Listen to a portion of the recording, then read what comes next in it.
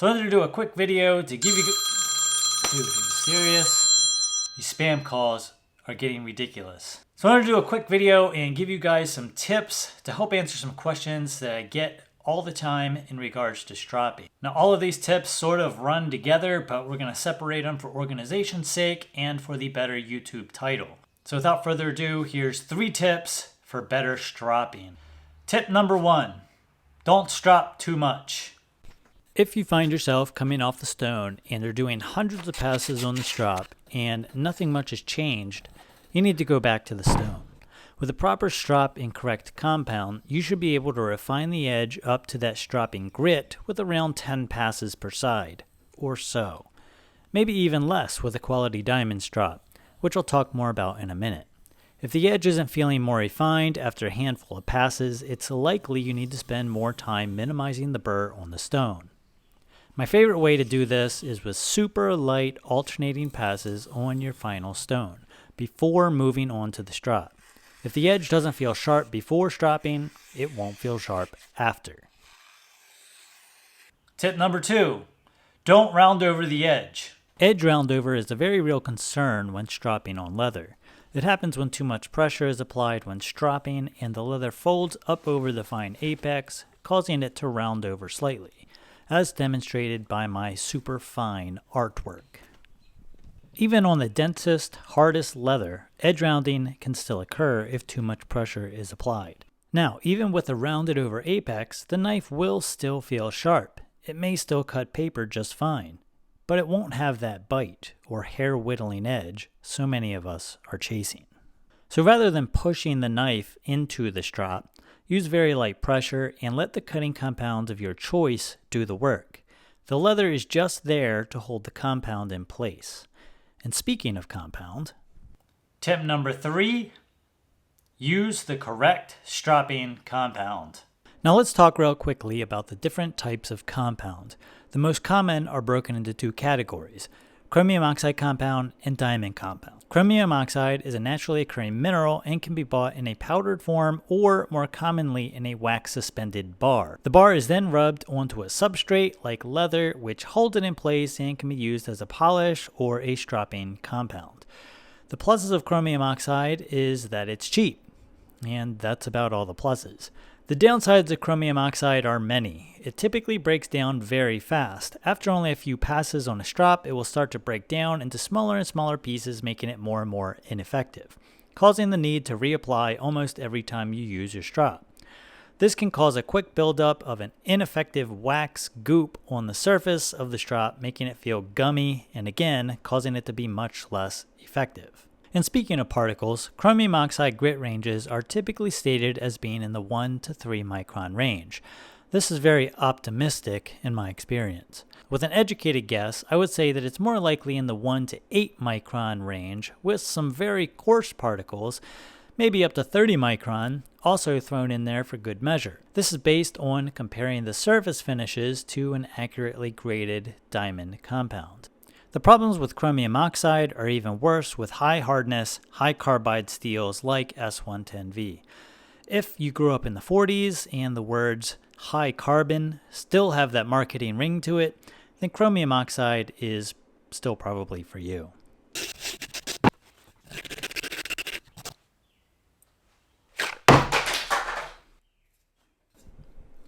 So what about diamonds? Well, diamond compound does just about everything better, except it's more expensive. Diamond compound typically comes in 3 forms: sprays, emulsions, and pastes. You typically will only see spray in less than 1 micron sizes due to the fact that the larger diamond particles will clog the spray nozzle. Sprays are basically emulsions in a spray form. Emulsions are usually an oil-based fluid with diamond powder mixed in.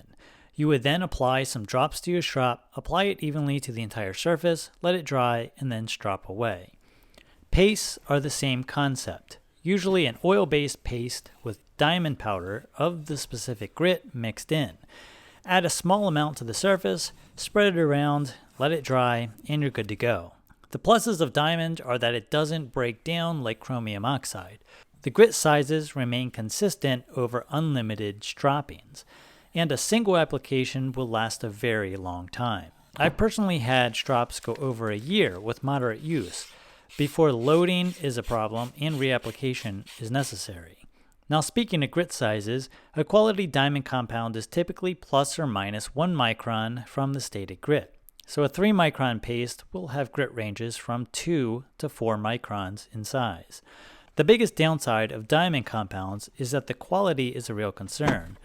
Nothing in life is free, so those $1 diamond compounds you see on Amazon are going to be a lot more compound than actual diamond, causing you to add a lot more than necessary to get the diamond concentration high enough to even do anything, let alone give you a good stropping experience. Also, the tighter the grit tolerance, the more expensive it is.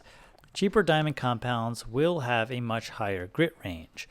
That cheap $1 1 micron compound is more like a 1 to 6 micron with 30 plus micron particles thrown in.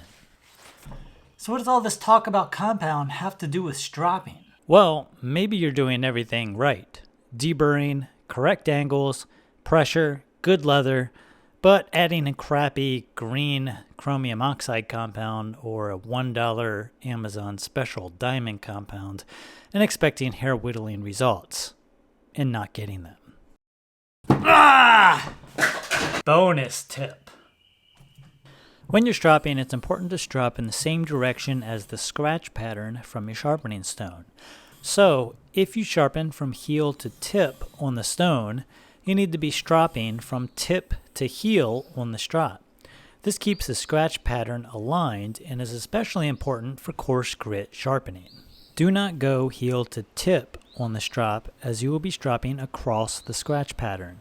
You are refining the scratch pattern that is already there, not changing the scratch pattern to a finer scratch pattern, if that makes sense. Now what if you're a weirdo and sharpen back and forth and just leave a straight line scratch pattern? Well, then just drop straight across.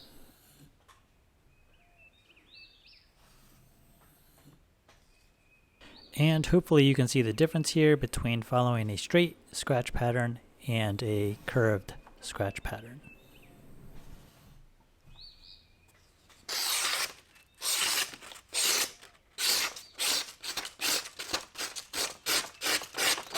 We really barely scratched the surface here when it comes to stropping and compounds, pun intended.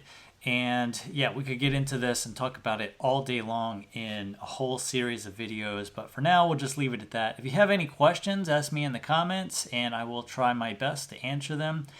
Please hit the like button. It really helps out if you hit that like button, and consider subscribing if you found this video helpful. I'm going to try and post more regularly now, at least now that I have internet at my house. I haven't had internet in my house for the past like 3 years or something like that. So it really helps running a YouTube channel when you have internet. Anyway, thank you guys for watching, and we'll see you in the next video.